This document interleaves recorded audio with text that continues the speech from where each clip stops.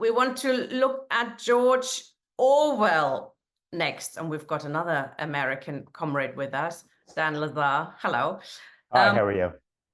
Good. George Orwell is a ambiguous figure, perhaps of the left, sort of, but used by the right to attack much of the left. So it'd be interesting to have your take on him. Yeah. Uh, by the way, I imagine that everyone taking part in this webinar has read Orwell. Am I correct? Is there anyone here who has not read Orwell, who has not read Animal Farm or 1984? Uh, uh, the fact that I imagine there isn't, that just says a great deal about Orwell. I mean, he was an immensely popular writer, and he was his fiction was extraordinarily vivid and well plotted. I mean, like so many people, I read, Animal Farm around, age 12 or 13, and I read 1984 around the same time, and of course, I had no idea what they were about. Um, and uh, I thought Animal Farm is a great animal story. 1984 is a wonderful dystopic novel. And then of course, a few years later, like everyone, I slapped my forehead and said, "Oh my God, is that what it was really about? Is it really about the Russian Revolution?" And uh, and and Big Brother and Emmanuel Goldstein in 1984, oh my God, that was really about Stalin and Trotsky. So it's an incredible tribute to Orwell that his fiction works simultaneously on two levels, as political satire and as a plain old adventure story. And I think that's really a tribute to his remarkable abilities. And I can't think of anyone else who is nearly as good as that in that respect. But when you try to ask why did Orwell, what made him so good, um, I think that what it comes down to is he was kind of a poet of everyday life. He had a way of sort of settling in on the odd detail and seizing on it, and in a way that was very vivid and very convincing. And he also was very comfortable with the contradictions of everyday life. Um, uh, I'm thinking that there were Orwell sometimes accused of of harboring certain anti-Semitic tendencies. I never really saw that actually, but one of the remarkable opening scenes in 1984 is when he's in a movie theater and they're showing a news item about the bombing of a refugee lifeboat, and the film shows what Orwell describes as a fat Jewess trying to protect a small boy from a bomb about to blow the boat to smithereens. Um, and fat Jewess is not the nicest phrase, I guess we can say. Many people today would shrink from that phrase. But it quite illustrates quite well illustrates the hero, Winston Smith.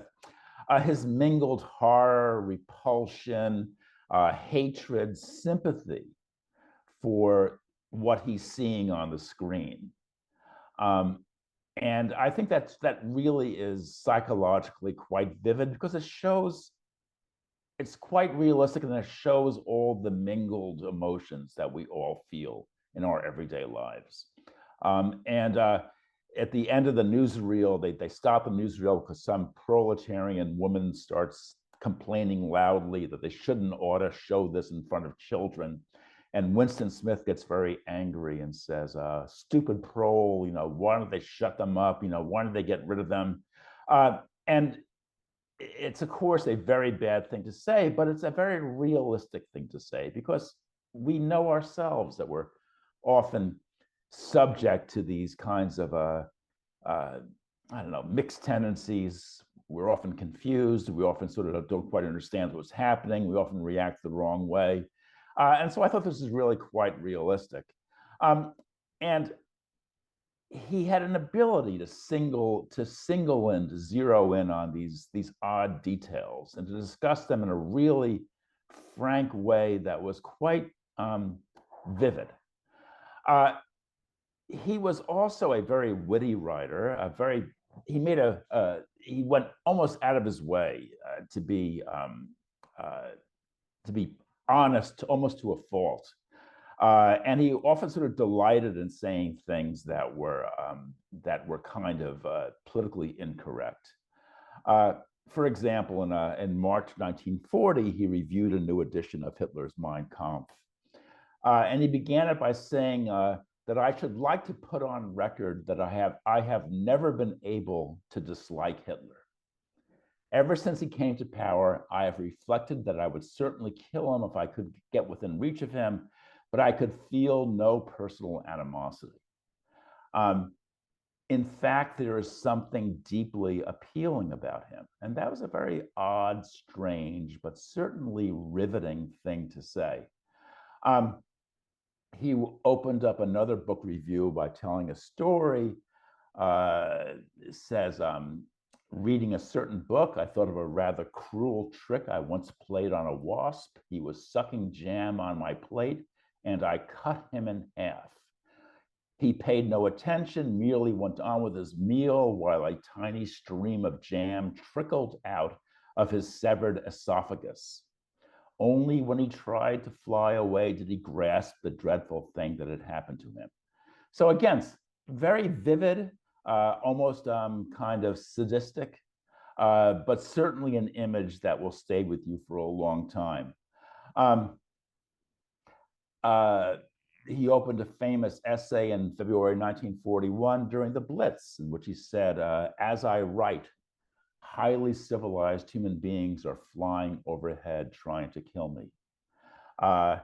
He went on in the same essay to write that England resembles a family, a rather stuffy Victorian family with not too many black sheep in it, but with all the cupboards bursting with skeletons. It has rich relations who have to be kowtowed to, and poor relations who are horribly sat upon, and there's a deep conspiracy of silence about the source of the family income.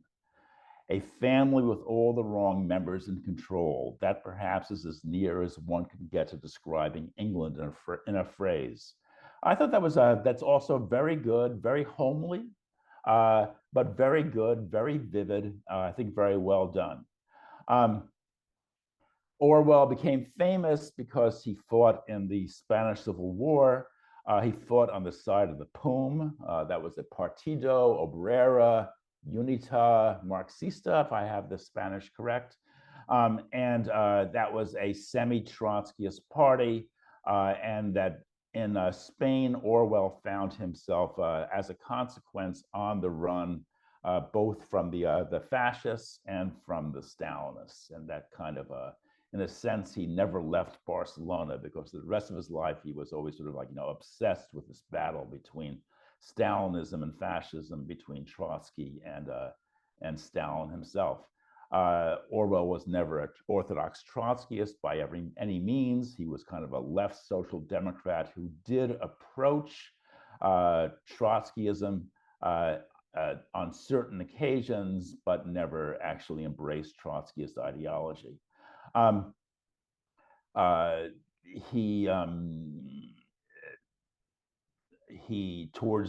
the war, he became a dedicated laborite. He threw in his lot with the Attlee government, supported it down the line, and really had no basic criticisms of it. So therefore, he certainly left the Marxist fold at that point.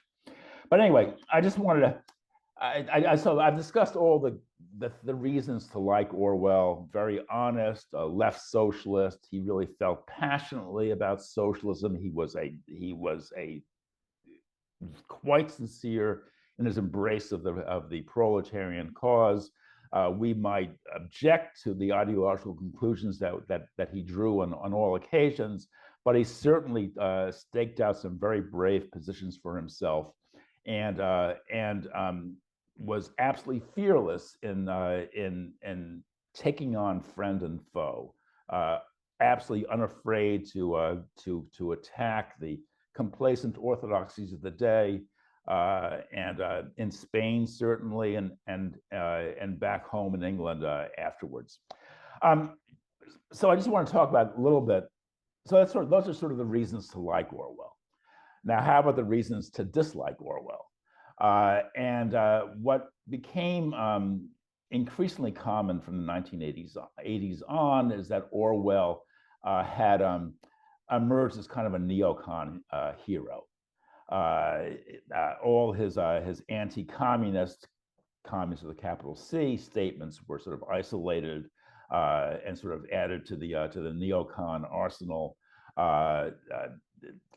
Certain neocon journals here in the U.S., like the New Republic, it seemed like every week there'd be a new issue would open up with some kind of reverential quotation from Orwell. Orwell was the great moral authority, and therefore he sort of was really embraced by the neocons, and for a lot of radicals that became the enemy of my if the enemy of my enemy is my friend, then the friend of my enemy must be my enemy as well. So a lot of radicals sort of took umbrage at Orwell. Here in the U.S., a guy named Alexander Coburn, now deceased, a very witty columnist for the Village Voice and the Nation, who was very influential on the left. He sort of took after Orwell and was, I think, had a significant role in turning many people against him.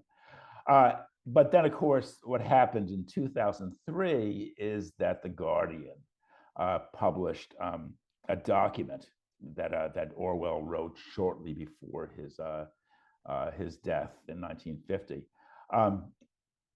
He had been invited to write for what the hell is it called? The Information Research Division, which was a secret propaganda unit that had been organized by the Attlee government. And in so doing, he compiled a list of 38 names of people who should not write for the IRD. And they included Paul Robeson and a number of others. And the names were accompanied by shorthand characterizations that many people found offensive. I mean, the most unfair one is referred to Paul Robeson as anti-white, and that is completely wrong. So with the publication of that document, I think it's fair to say that Orwell's reputation took a nosedive. I felt very sad about it myself because I said I'm a great admirer of Orwell. I think he was really a great writer. And I think he was a great leftist, despite all his shortcomings, his failures, his mistakes. Because I thought he really played a heroic role in really crucial moments. And I think that Homage to Catalonia, Animal Farm, 1984, these are really literary and political treasures, which we should not throw overboard. They're part of they're part of the left-wing arsenal that we should not toss aside. But of course, especially in America, that list, which came out, which Orwell penned in, I think, 1949, that summoned up memories of McCarthyism. And McCarthyism, as I'm sure everyone here knows, was an episode in which communists, fellow travelers, leftists generally were purged from government, from academia, from the arts, from Hollywood, etc. It was a very scary, frightening time, and it sort of led to a political ice age settling in that lasted for a full decade. So, as I said, Orwell's reputation took a nosedive. I would point out in Orwell's semi-defense that he was not calling for these people to be punished or purged or in any way, forced out of their jobs, which is the kind of thing we saw in America.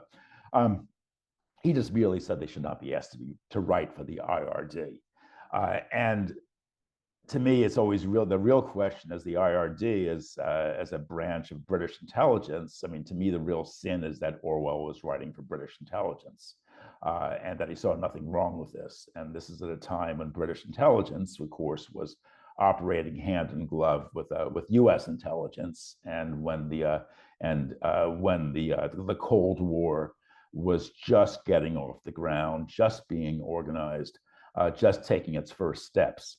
So to me, the naming names in this way was, I think it was, although it has, of course, has horrible associations, it it's somewhat less important than the mere fact that Orwell was collaborating in this intelligence effort. And that, I think, should be borne in mind. But again, just to reiterate, I just don't want to see the baby thrown out with the bathwater. That I think that Orwell was a great writer from whom we can read with great profit. His essays were extraordinary. They make really great writing. For anybody who's a writer, reading Orwell is just incredibly educational, because it's really marvelous to see what a first-class prose stylist can do, and all of us who labor trying to put words on paper or on the screen these days, we all can learn a great deal from his mastery of the art. Anyway, that's it. Really interesting. Thanks, Dan. That sort of begs the question, isn't it? Can bad people make good art? You know, I mean, it is a wider discussion. What do you think about that subject? Should we look at art and produce it separately? I think the world would be a lot better place if only good people made good art, but it would be less interesting. I think that I mean, anybody who enjoys Wagner, as I do.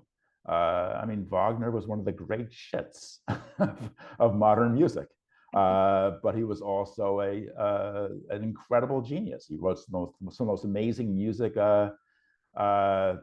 we've ever, that's ever been composed in the last 2 centuries.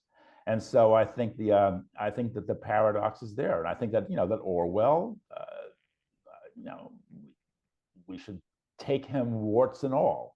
I wish he was perfect, but he was not perfect. But nonetheless, his stuff is really valuable, really worth treasuring, really worth reading again and again. Excellent. Thank you, Dan. There's quite a few people with their hands up. I also hope that Comrade Tamlin Byrne will come back in, because I think he was going to say something more earlier on, and I didn't ask him, and I sort of cut him off. Apologies. So Tam, if you want to come in, please switch on your camera and I'll bring you back in. Ian first. Yeah, I agree with you about Orwell, but I mean, I feel strongly that you don't really have to like the artist to like the art. Nikolai Gogol was an appalling anti-Semite, a dreadful person in so many ways, but he wrote fantastic revolutionary novels, revolutionary with a small r, as it were, really quite remarkable. But I mean, my introduction to Orwell was on holiday in Spain, and for my sort of beach reading on the beach, I took with me the longer non-fiction of George Orwell. So I read Road to Wigan Pier and Homage to Catalonia and Down and Out in Paris and London. Of course, Down and Out in Paris and London was written first, and I read them. Homage to Catalonia last, and it's amazing, and it's also a good story about how, in a way, revolutions make revolutionaries.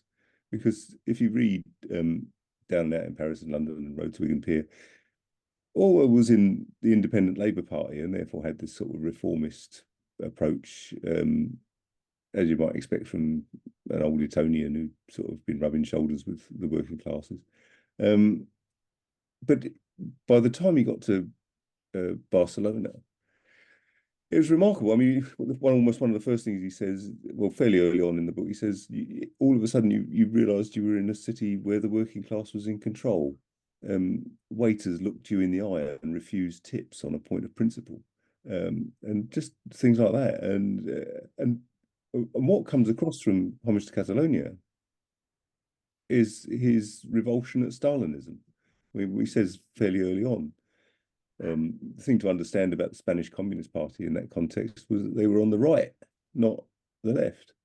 And later on in Homage to Catalonia, he talks about how he's glad he spent his time with anarchists and Trotskyists and not with the Communist Party. Because at one point he did try to join the International Brigade, but because he was in the only reason why he was in the POUM was because he was in the ILP and there were fraternal relations between them. That he subsequently helped compile blacklists or informed. He was informing really against people he regarded as Stalinists. And I think in 1984, the fact that he's talking about INGSOC, English socialism, sort of a grim premonition of what. And of course, he wasn't the first one to what an authoritarian society claiming to be socialist would be like in an English context. And he was horrified at that possibility. But again, you don't have to like the artist to like his art, I think. And I just recommend it to anyone. All of Orwell's work is superb. And take each essay or whatever else on its own merits, I think. But I think it was magnificent. Thank you for your contribution, Dan. Thanks, Ian. Tam, do you want to come in now?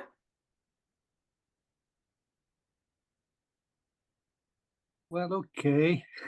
Or if anybody's got any more to say on Orwell, go for that. And I'll pop back shortly. Okay, yeah, we'll have some other people first. I thought you wanted to speak on Orwell as well. Sorry, misunderstood. Okay, Paul, please, Paul Fluid. Yeah, a couple of things on Orwell here. Supporter of Attlee's government. Well, actually, he was a critical supporter. He was, if you read some of his article in Commentary magazine that from about 48, he was criticising the Attlee government for being too timid on its policies and not doing enough of left-wing policies. He was always critical of the Labour government in that sense. Unfortunately, he did go along with the Cold War side of it. But if you actually look at his writings on the Soviet Union, his review of James Burnham's book, he didn't discount a liberalisation in the Soviet Union. He said that a slave society is not an efficient way to run a society, therefore seeing some sort of possibilities for internal reform, which of course is what happened a few years after his death, after the death of Stalin. So his journalism wasn't as pessimistic as 1984. Now, the problem I think, with Aminal Farm and 1984 is that, as Winston Smith said, I know how, but I don't know why. And that's the thing with Orwell. He could see what was going on. And people in the Eastern Bloc who read 1984 said, blimey, he can really describe this place and he's never been here. And that was quite something to do. Aminal Farm, why did the pigs become a ruling elite?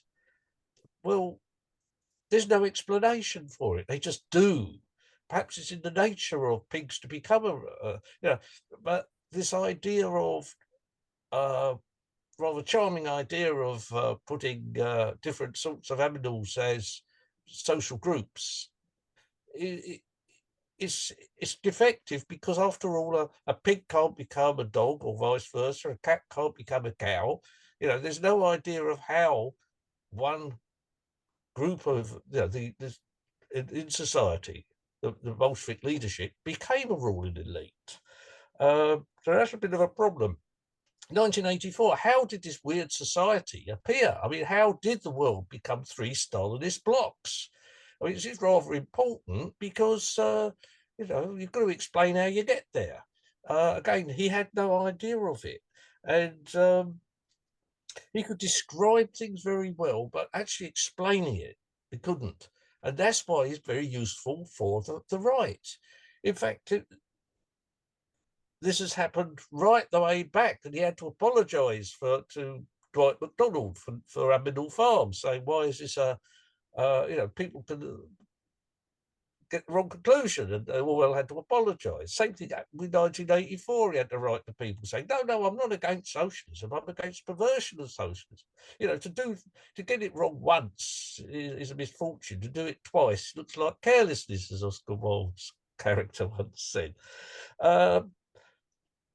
But for him to become a neocon hero is dishonest, because if you read Amador Farm, it's clear that Orwell's sympathy is with the revolt, with the revolution. He never saw the October Revolution as a bad thing.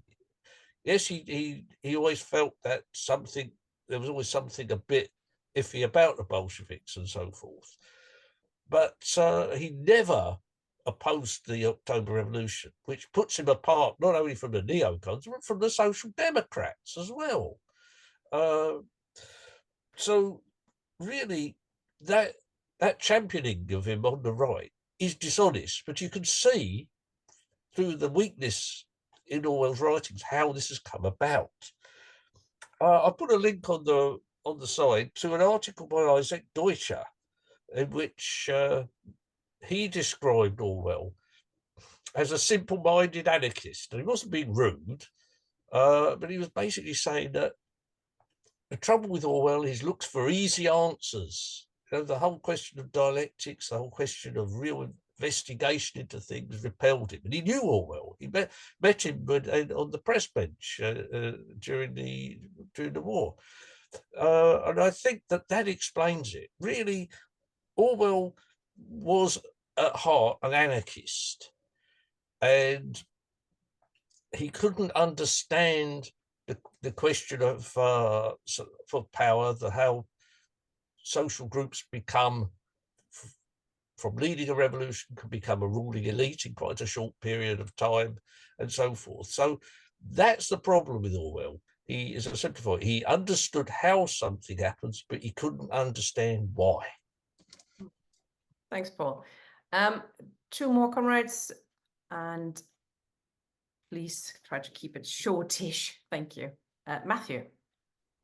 Yeah, I think what comrades have said is right. I mean, I think, you know, you have to understand in terms of, you have to separate the art from the artist. You know, there's no other way. I mean, there are so many artists you can say were complete shits. You know, as people, they were just in some cases quite horrible. And you know, the sort of people you would have locked up. But the question really is, does their art show us any insight on the human condition, on the nature of the society and the world? And I'm sure, you know, the question has to be posed to the art.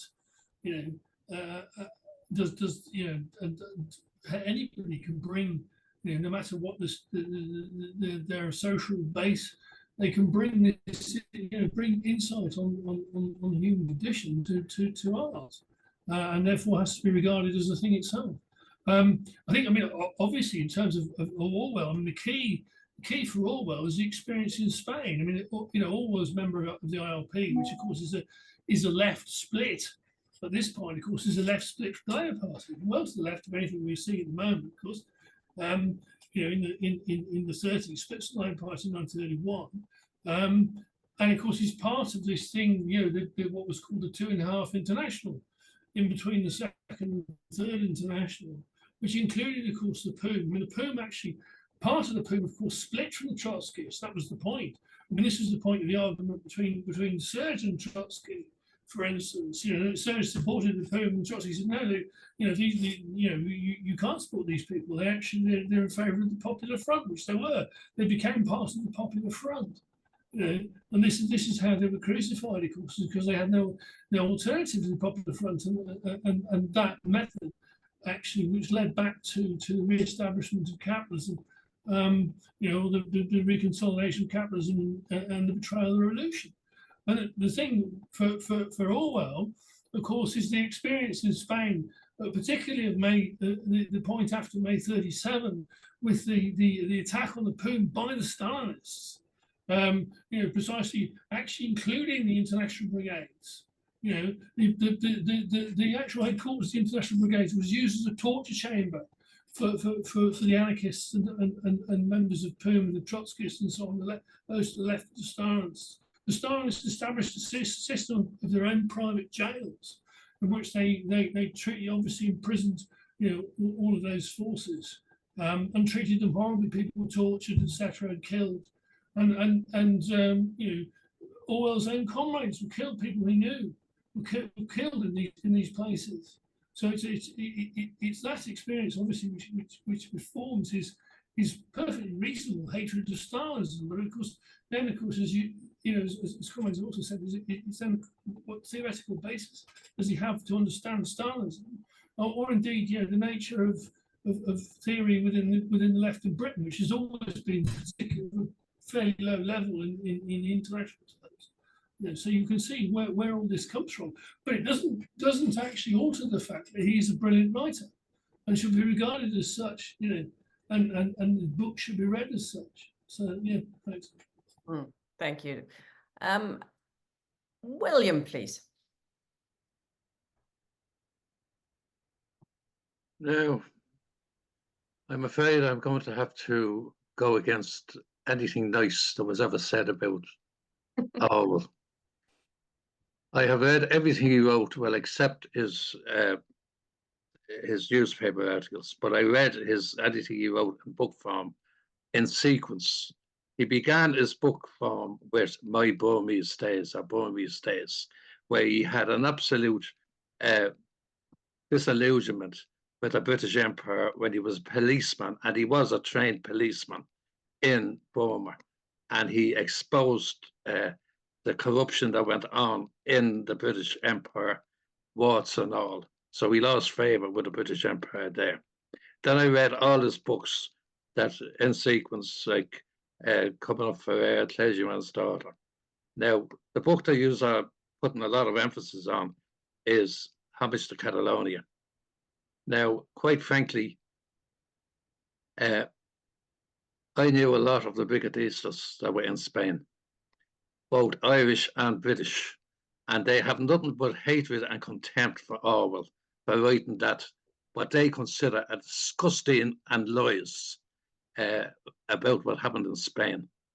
Now, if you read what he said, he was never in the International Brigade, and if he applied to join, I don't think he would have got in. But I never heard of any evidence that he applied to join.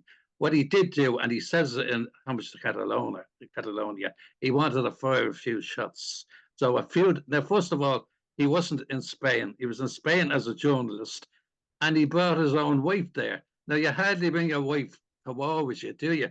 Well, even an Etonite public school boy wouldn't do a thing like that, or maybe he would, I don't know. But anyway, he got wounded, and he got wounded in the neck, which is a very debilitating way, because it interferes with, you're one of the walking wounded for the rest of your life. You can't talk properly, you can't eat properly, you can't walk properly. So then he left Spain in total disillusionment. Where did he go? He went to an island in the Inner Hebrides in Scotland, where he sat down and he wrote two absolutely disillusioned books, one called Animal Farm and the next one called 1984. And what else did he do? He drew up a list not of 36 people, of 600 people. He went back to being a policeman for the British state, and he had 60 Irish people on that list who were going to be, if in the event of Russia and the Allies not being able to come to a peaceful agreement after World War II, and it was going to be a war between Russia and the Allies, he was after drawing up the list. And who did he include on the list? A man who actually made absolute shite out of him in the Oxford Dictionary, the Oxford Union debate, Sean O'Casey. Now you can read Sean O'Casey's.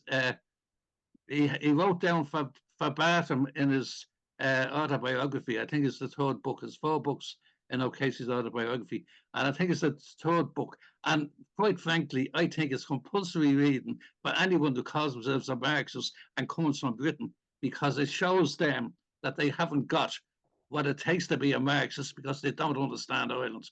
O'Casey made absolute shite out of him and made him look like an idiot. And O'Casey, the only reason we had him on that list was O'Casey at that stage was half blind and infirm. And he was no danger to anyone except his intellect. And that's disgusting. Public school boy couldn't miss an opportunity. Couldn't miss an opportunity for to have a go at poor old Casey. Now, I have a personal gripe against him as well, and that is he picked the name of the chief of police in 1984 as Inspector O'Brien. Well, as an O'Brien, the clan doesn't like that. Okay. Thanks, William. I did enjoy that. It's just we're running a bit out of time.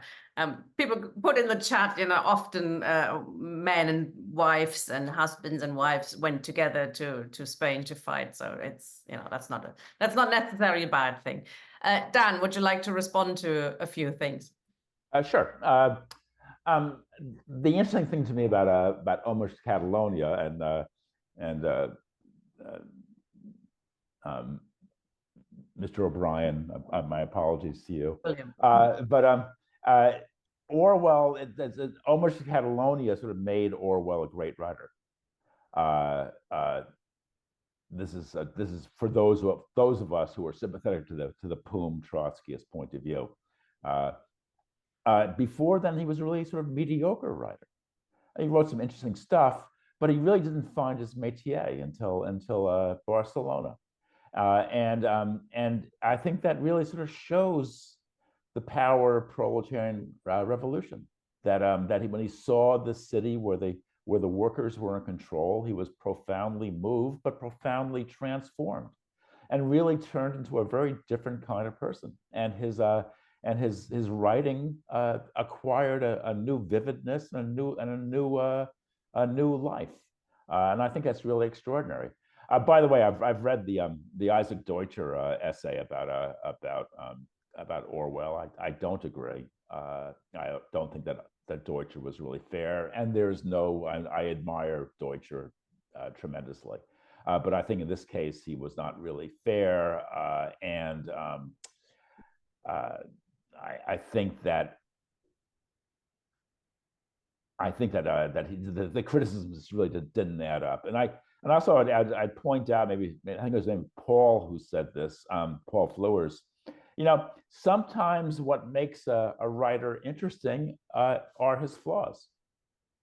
That sometimes because the writer doesn't get it right, or he's struggling, or he's sort of making mistakes, sometimes that actually makes his work more interesting rather than less. So I think that may be the case with Orwell as well. Anyway, that's it. I know you're running out of time. Sorry, thank you.